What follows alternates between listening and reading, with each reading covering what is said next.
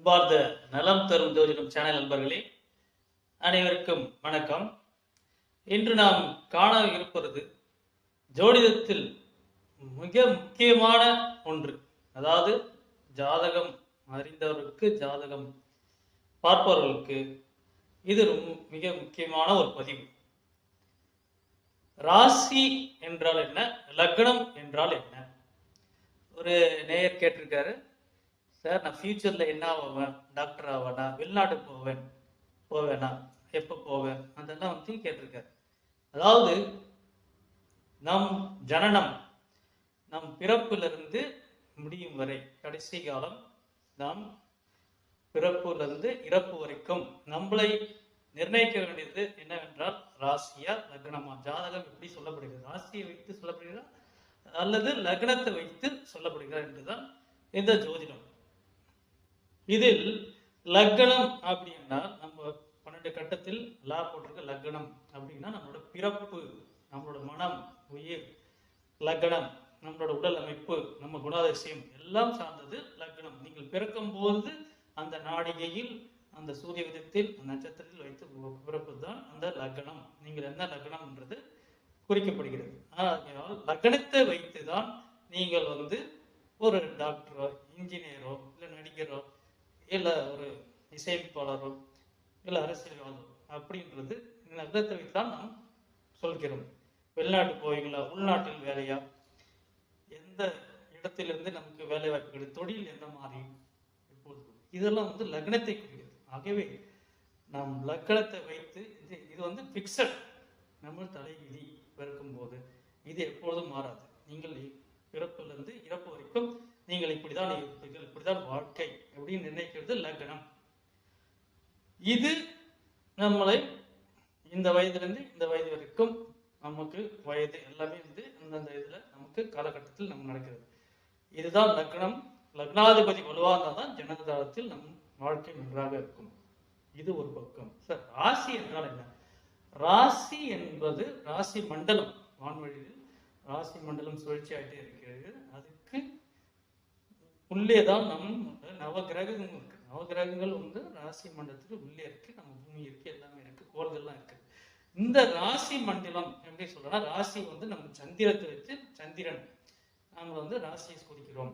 அதே போல் லக்னத்திலிருந்து சூரியனை வச்சு நம்ம லக்னத்தை நம்ம குறிக்கிறோம் பிறக்கும்போது. இது ராசி வந்து இதில் கிரகங்கள் மூமெண்ட்ல இருக்கும், சுழற்சி ஆகிட்டே இருக்கும். அதை வைத்துதான் நம்ம என்ன சொல்கிறோம், கிரகங்கள் நகர கிரகங்களோட பாதிப்பு நம்மளோட ராசியில் படுகிறது. ஒரு மேஷ ராசியோ, ரிஷப ராசியோ, மிதுன ராசியோ. ஆகவே சனி கிரகம் சனி பயிற்சி ஆகிறது. சனி பயிற்சி, இந்த சனி பயிற்சினால் யாராருக்கு நன்மை, இதோட பாதிப்பு நம் கிரகங்கள் பாதிப்பு ராசியில் படும்போது இந்த ராசிக்காரர்களுக்கு நன்மை கிடைக்கும். இந்த ராசிகள் தீமை இருக்கும். 7 நாட்டு சனிகள், அஷ்டம சனிகள், அணி பயிற்சி அப்படின்னு சொல்றோம். குரு பார்வை கோடி நன்மை. குரு பார்த்தால் குரு பயிற்சி நன்றாக இருக்கிறோம் இந்த ராசிக்காரர்கள். இதெல்லாம் வந்து ராசி என்பது இதுதான். இந்த கிரகங்களோட பாதிப்பு, சுழற்சி, கோச்சாரம் அனைத்துமே வந்து நம் ராசியை வைத்து நாம் சொல்கிறோம். ஆகவே ஒருவருக்கு நன்மை நடக்குது, தீமை நடக்குது, கலந்து நடக்குது இந்த ராசிக்காரர்கள் அப்படின்னும் போது இந்த காலகட்டத்தில் எப்பொழுது நடக்கும், எப்பொழுது வேலை கிடைக்கும், வெளிநாட்டுக்கு எப்போது திரும்ப நடக்கும், குரு பயிற்சி என்றால் குரு பலன் இருந்தால் நடக்கும் என்று சொல்றது எல்லாம் ராசியை வைத்து கோச்சாரம் என்று சொல்றோம். ஆகவே எல்லோரும் வந்து ஒரு ராசியில் பெரிய பணக்காரர் இருப்பார், பெரிய நடிகராக இருப்பார், எல்லாரும் வந்து நடிகராக இருந்து, பணக்காராக இருந்து, கோடீஸ்வரராக இருந்து.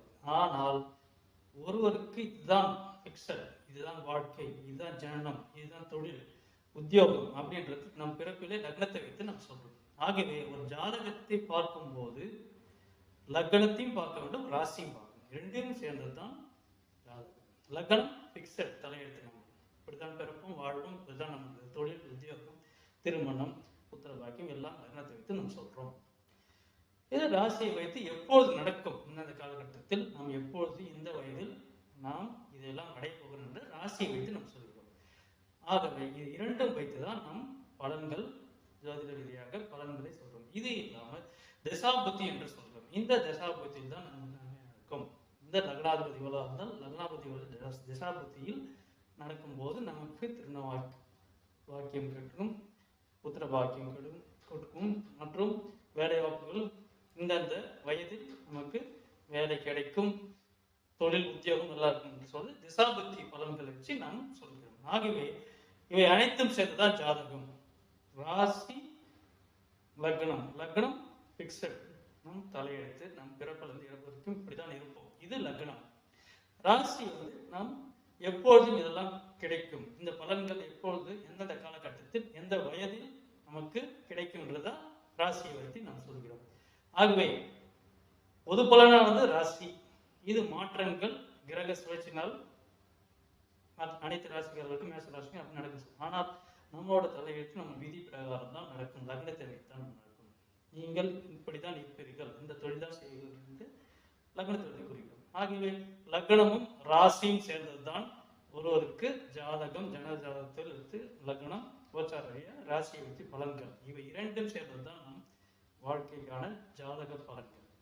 நன்றி, வணக்கம்.